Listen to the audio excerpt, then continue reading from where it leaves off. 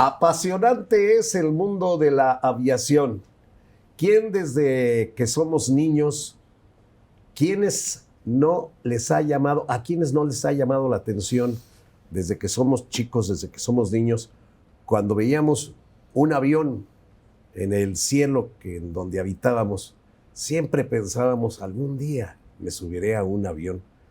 Y por supuesto que la emoción de cualquier ser humano cuando se sube por primera vez a un avión es indescriptible.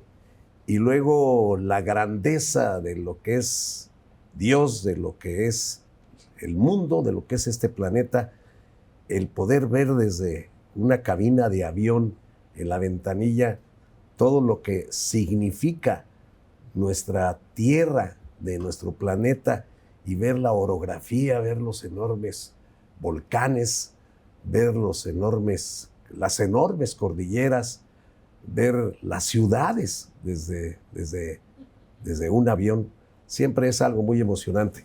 Y no me diga usted, también cuando uno se sube a una avioneta, es muy diferente de cuando uno está en un avión.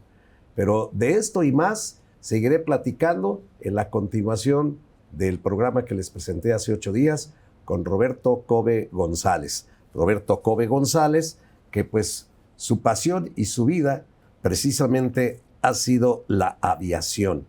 Él es ingeniero en comunicaciones y electrónica en el Instituto Politécnico Nacional de México. Fue el director general de servicios a la navegación en el espacio aéreo mexicano y posteriormente presidente del Consejo de Organización de Aviación Civil Internacional. Ya hemos estado platicando de muchas cosas de la aviación. Aquí continuaremos. Prácticamente nos quedamos cuando se apagó la aviación. Tuvieron que aterrizar los aviones, tuvieron que dejar el espacio de Estados Unidos totalmente sin un avión volando por la emergencia del famoso 11 de septiembre. ¿De qué año? 2001. Del 2001. Aquí está Roberto Cove González. Pues qué emocionante es la vida de la aviación, Roberto. Sí, no se aburre uno. Siempre hay algo nuevo, hay tecnología nueva, hay retos nuevos. La pandemia, que bueno, cuando vimos era doloroso ver algunos aeropuertos que estaban utilizados como estacionamientos de aviones. Y bueno, siempre hay cosas interesantes. Y además, cuando sucede algo en la aviación es escandalosa. Sí. ¿No? Sí. En los medios, si hay un accidente, sale 4 o 5 días en los medios lo del accidente de una aeronave, que bueno, nadie lo desea. Si hay un accidente de un camión en donde se mueren, pues a lo mejor el mismo número de personas que en un avión, pues sale una nota y ya, ¿no? O sea, la aviación es escandalosa. Sí, ¿Por qué? Sí. Porque se supone que no deben haber accidentes de aviación. Esa es la razón. ¿Nunca te dio por ser piloto?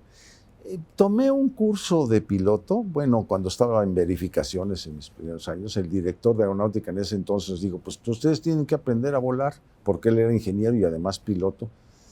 Y la verdad es que tomé el curso, pero no me llamó la atención, porque yo estoy convencido de que si me voy a dedicar a ser piloto, hay que dedicarse a ser piloto. Los pilotos de fin de semana están en los cementerios. Anda. Pues sí, pues es que no vuelan, que de repente sacan su avioncito y se ponen a volar. Hay muchos accidentes, que no hay mucha publicidad en ello, porque bueno, es una persona, una avioneta, en fin. Y en estas organizaciones, tanto el CENIAM como también la OASI, que es la internacional, que pues tienen que ver con toda lo que es la organización de la navegación en México y en la aviación civil del mundo entero.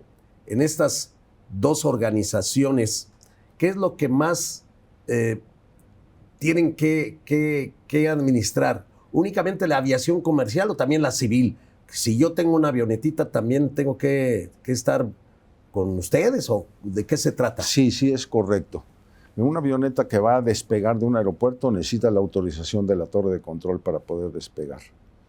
Y para aterrizar igualmente necesita tenerlo. Hay 2 tipos de vuelo que se llama por instrumentos y los vuelos que se llaman visuales. Los visuales, el piloto es responsable de separarse de obstáculos o de otros aviones. Y hay corredores visuales, no puede ser y hay partes controladas donde Todos los aviones que entran ahí tienen que ser controlados, inclusive los aviones militares. Los aviones militares que vuelan en el espacio donde están, o aviones civiles, tienen que ser controlados por CENIAM. Y tienen que obedecer todo lo que les diga un controlador. Y lo hacen, sí. Hay zonas militares que son exclusivamente para vuelos militares, en donde no pueden penetrar aeronaves civiles. O sea, es como si fuera un cerrote. Porque hacen prácticas ahí los aviones militares, porque hacen algunas actividades. Pero están definidas en una publicación que se llama Publicación de Información Aeronáutica, esas zonas que a veces están activadas y a veces no están activadas, y sí se pueden meter aeronaves civiles ahí. Pero hay una coordinación buena, yo diría, excelente, yo diría, porque no se puede jugar con la seguridad, sea militar o sea civil. Oye, Roberto, para que un piloto del avión más grande del mundo o del más pequeño ponga el piloto automático, ¿tiene que pedir autorización o es bajo su criterio? No, es bajo su criterio. Es bajo su criterio. O sea, el piloto automático sirve para, ya estás en una condición de ruta, pues bueno, no tienes que andar, el piloto automático te va a llevar a donde tengas que ir. Por la carretera que me designa. E inclusive para hacer descensos hay procedimientos que ya están en las computadoras de los aviones, con el piloto automático siguen las trayectorias que deben seguir. ¿Y a poco para despegar y aterrizar aún tiene que ser manual? Es manual. ¿Pero se podría ser automático? Para aterrizar hay el ILS, que se llama el Sistema de Aterrizaje por Instrumentos categoría 3, en donde supuestamente la aeronave puede hacer el aterrizaje completo. Hay muy pocos aeropuertos en el mundo equipados con esos sistemas, y no todos los aviones están equipados para eso, porque también el avión tiene que estar equipado para una categoría 3, o sea, sin que el piloto intervenga, el piloto automático, digamos, va a llevarlo. Pero tienen que estar calificados los pilotos, las aeronaves y el sistema de tierra, ¿no? Entonces, no es un sistema barato todo eso en su conjunto, y hay en pocos aeropuertos sistemas como esos, ¿no? Como en Heathrow, por ejemplo, porque bueno, ahí la neblina es... ¿En dónde? En Heathrow, en Londres. En Londres, bueno, sí. Ahí es el pan de todos los días. Y cuando hay neblina, ¿se puede aterrizar con instrumentos? A eso me refiero. Sí, ¿verdad? Sí, a eso me refería. O despegar. Cuando hay baja visibilidad. Sí. Ahora, cuando hay buena visibilidad, pues el piloto va a quitar el piloto automático y va a aterrizar manual, ¿no? Qué interesante. Oye, Roberto, la aviación comercial es negocio. Muy marginal. Si yo tuviera dinero, que no lo tengo, y quisiera invertir en aviación, en lo último que invertiría sería en una línea aérea. ¿Por qué? Pero sí invertiría en aeropuertos, porque es un negocio muy, muy marginal. O sea, cuando hablamos de líneas aéreas que tuvieron utilidades, las utilidades en relación con la gran inversión que es la línea aérea son de bajo porcentaje, no son importantes. Y además, bueno, están sujetos a muchas eventualidades, sin hablar de accidentes ni nada de eso. Hablar de cuestiones meteorológicas, ¿verdad? Que se cerró un aeropuerto hace unos meses en Estados Unidos, no sé cuántos miles de vuelos fueron cancelados por cuestiones meteorológicas. Y eso es un dineral lo que le cuesta a las líneas aéreas. Es un dineral, claro. Porque tienen que pagarle hasta los pasajeros el hotel y alimentación. Correcto. Sin ser culpable la línea aérea, pero bueno, así es. Entonces, pero desde luego hay un negocio ahí interesante para los inversionistas, y sobre todo no solamente en lo que representa la utilidad de la aeronave, sino la cuestión de las acciones, en la Sube, bolsa, baja de la bolsa. Bloomberg. Entonces, pues ahí pueden haber otro tipo de utilidades, ¿no? Y de tu vida como hombre dedicado a la aviación internacional y a la aviación en México, ¿cuáles son tus mejores satisfacciones que viviste? estando activo. Viví muchas satisfacciones, me costaría trabajo mencionarlas, pero quizás una de las satisfacciones que podría mencionar en mis misiones como presidente del Consejo a diferentes países no eran para ir a saludar nada más, era para promover las normas de la OASI. Y uno de los continentes que más visité fue África, porque en África el coeficiente de accidentes por número de vuelos es de los más altos o era de los más altos en el mundo. Entonces había que convencer a las autoridades que le dieran recursos a la autoridad aeronáutica para que pudiera vigilar a los operadores para evitar accidentes, para aumentar la seguridad. Y yo recuerdo un caso que fue en Sierra Leona. Sierra Leona, bueno, que fue famosa ahí por los diamantes y una película que se hizo. Tuvieron un accidente, no tienen aviones, tienen helicópteros nada más para volar de un lugar a otro y tienen un aeropuerto, obviamente. Y entonces le pedimos allí que pararan los helicópteros y cancelaran las licencias de los pilotos y estuvieron de acuerdo, pero que querían una misión de alto nivel. Y bueno, el más alto nivel era el presidente del Consejo y ahí voy para allá. Y me entrevisté con el presidente de Sierra Leona y le dije, mire, no le vengo a pedir que le ponga dinero a la aviación porque seguramente no está dentro de sus prioridades. Sus prioridades deben ser alimentación, agua, salud, en fin, después de la guerra que tuvieron, la situación era bastante difícil. Pero póngale un peso adicional al TUA del aeropuerto. $1 adicional. Porque bueno, se paga al impuesto del pasajero en el aeropuerto, del uso del aeropuerto. $1, pero que ese dólar se dedique para tener una aviación más sólida. Y me hizo caso, pero me pidió ayuda porque no tenían gente ni siquiera que sea capacitable para ser director de aeronáutica civil. Entonces hablé con la gente de Nigeria, que es vecino, que tiene más recursos, que les prestaran a un director que sería pagado por Sierra Leona, y así lo hicieron. Y después de unos 3 años, la seguridad en Sierra Leona de aviación cambió radicalmente. Y esa fue una gran satisfacción, pues que haya podido convencer al presidente de que sin quitarle dinero a sus prioridades, pudiera mejorar la seguridad de la aviación. Y de lo que nos estás platicando de la visita a Sierra Leona, pues también tuviste una relación con muchísimos jefes de estados. Sí, así es. Jefes de estado, presidentes de naciones, por supuesto dictadores de naciones, por supuesto también reyes. Nomás un rey. Nomás un rey conociste. Sí, al rey de Suazilandia. ¿Y eso dónde queda eso? Es un paisito pequeño que está entre Mozambique y Sudáfrica. Muy pequeño. Depende mucho de Sudáfrica. Porque, bueno, ¿Y tiene su aeropuerto? Y tiene su aeropuerto, sí. ¿Y cuántos aviones tienen? ¿O tendrían? No tiene aviación, no tiene línea aérea. No tenía, no sé en este momento. Pero no tenía línea aérea, pero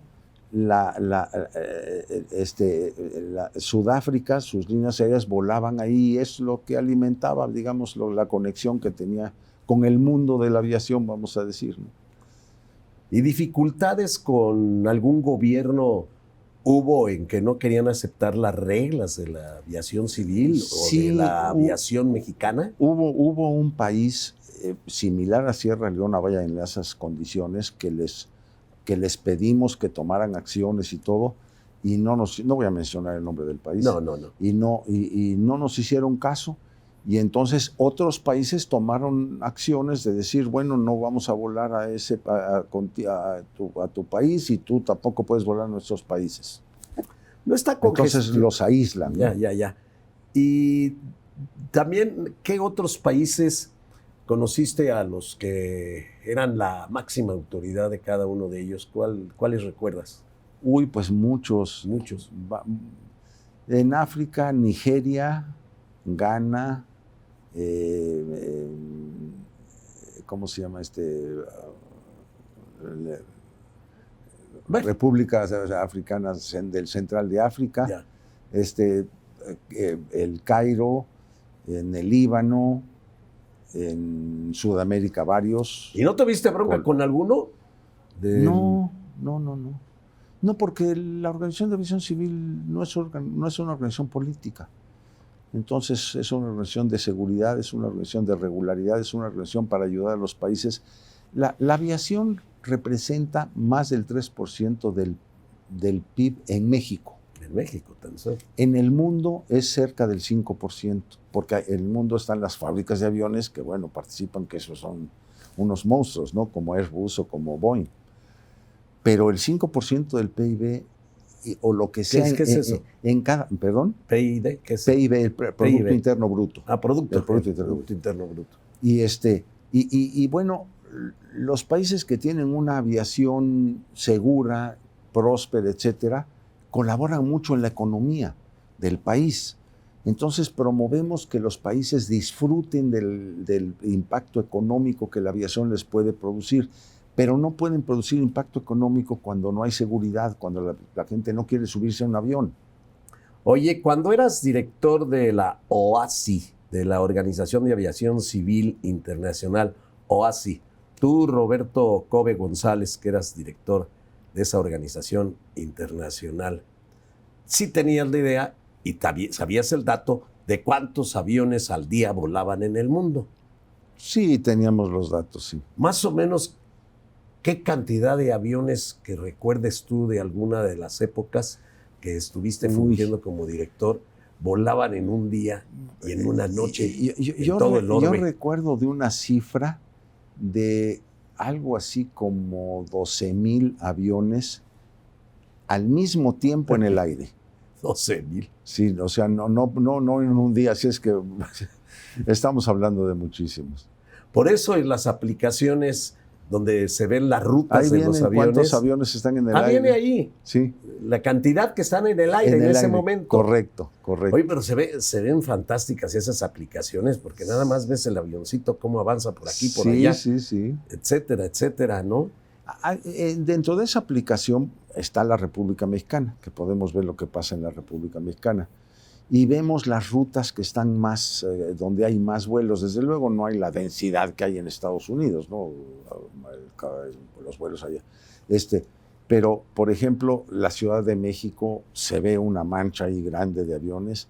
Se ve muchos hacia Cancún, que es la ruta más importante, hacia Tijuana, hacia Guadalajara, hacia Monterrey, a Los Cabos, o sea, a los lugares donde hay más. Dijiste más el orden de la importancia que tienen los aeropuertos. Sí, así es. Actualmente, porque el más importante es el de la Ciudad de México y le sigue precisamente el de Cancún, ¿no? Sí. Lo que es más, Cancún tiene más pasajeros internacionales que México. Sí, es increíble. Internacionales. Increíble. Pero bueno, nacionales todavía. Pero bueno, ya en México se manejan alrededor de 2,000 operaciones diarias. Operación es un aterrizaje o un despegue. Y en Cancún anda ya en 1,200 o por ahí. Sí, ya. Es importantísima la Riviera Maya.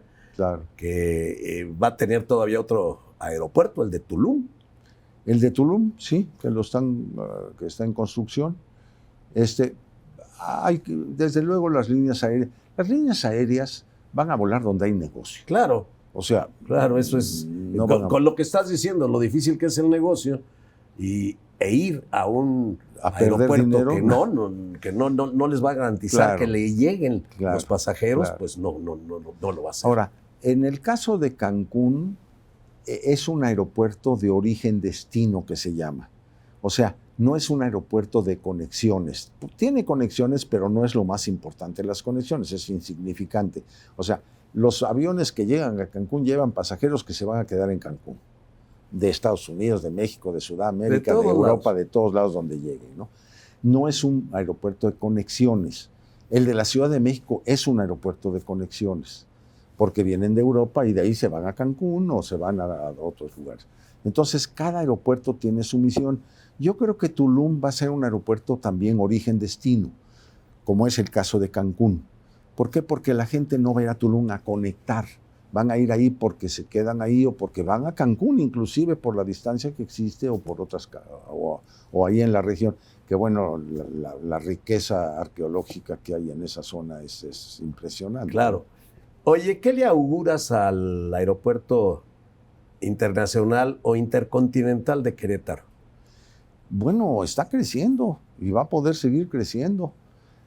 Ahora yo comentaba que con el asunto de la carga que se van a sacar del aeropuerto de México, desde luego algunos irán a Santa Lucía, porque bueno, está cerca, Sí. o a Toluca, de la Ciudad de México, pero Querétaro es una opción que yo sé que algunas líneas aéreas, algunas cargueras la están considerando. Entonces yo creo que Querétaro tiene un gran Ahorita potencial. tenemos una gran importancia con la mensajería, con la aviación de mensajería de varias compañías, que en la noche es una actividad bárbara, la que tiene el aeropuerto aquí de Querétaro. Sí. Y es que Querétaro está ubicado con vías de comunicación buenas, de autopistas a varios lugares. Y ferroviarias. Ferroviarias, y desde luego la carga pesada en ferrocarril se mueve bien, funciona bien, pero no compite desde luego con el carretero. Entonces, cuando hablamos de carga que llegan a Querétaro, todo lo que llega se mueve por carretera a la mayor parte de los lugares. Roberto Cove González, que sabes de aviación por los años que te has dedicado a la misma, ¿cuáles han sido tus mejores satisfacciones? ¿Cuáles han sido los mejores reconocimientos que has recibido? Tenemos aquí algunas fotografías de reconocimientos precisamente que has tenido a través de tu larga trayectoria en la aviación nacional e internacional. Pues sí he tenido algunos reconocimientos y cosas que aprecio y que me dan satisfacción. Pero la más grande satisfacción. La más grande satisfacción, híjole. Pues tengo que hablar de México. Hay un premio que se da después de determinado número de años que lo otorga el gobierno de México a través del presidente, la medalla Emilio Carranza, que se llama, que la recibí en su momento. México hizo un timbre conmemorativo cuando cumplí 50 años en la aviación. ¡Ah, qué satisfacción! Sí, Corea fue el primero que hizo un timbre conmemorativo también, con mi foto ahí en el timbre, perdón, no Corea, Turquía. En Turquía hicieron también un timbre conmemorativo por el Día de la Aviación, y bueno, como un reconocimiento también, honoris causa en Corea, honoris causa en Turquía. O sea, pues muchas.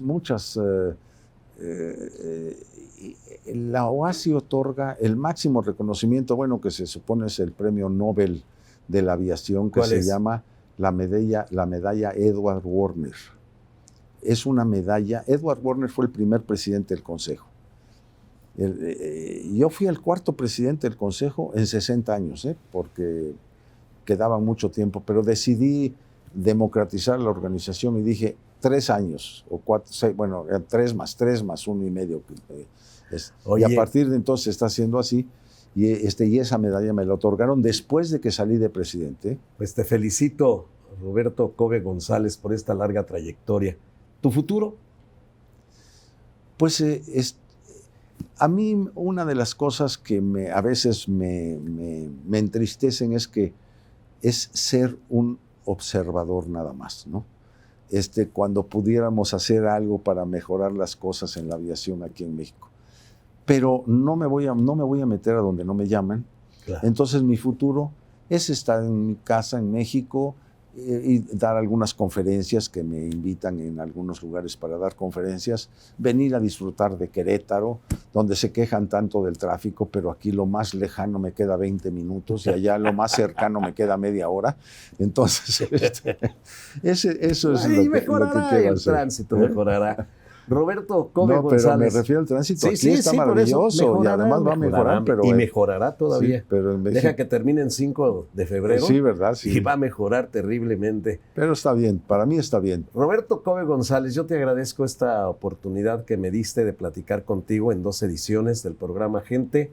Y pues ya tendremos la oportunidad de convivir, de vernos con tu familia, que se le estima muchísimo, sobre todo a tu hermana Amelia, que nos hace el favor de colaborar aquí con nosotros en RTQ.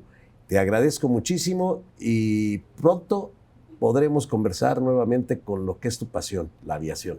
Con mucho gusto, Joaquín, y gracias por la oportunidad. Gracias a ti, Roberto Cove González. Muchísimas gracias. Esto fue Gente, un programa con personalidades. Les agradezco mucho que me hayan seguido en esta edición y los invito para que dentro de 8 días estén con nosotros aquí en RTQ. Gracias.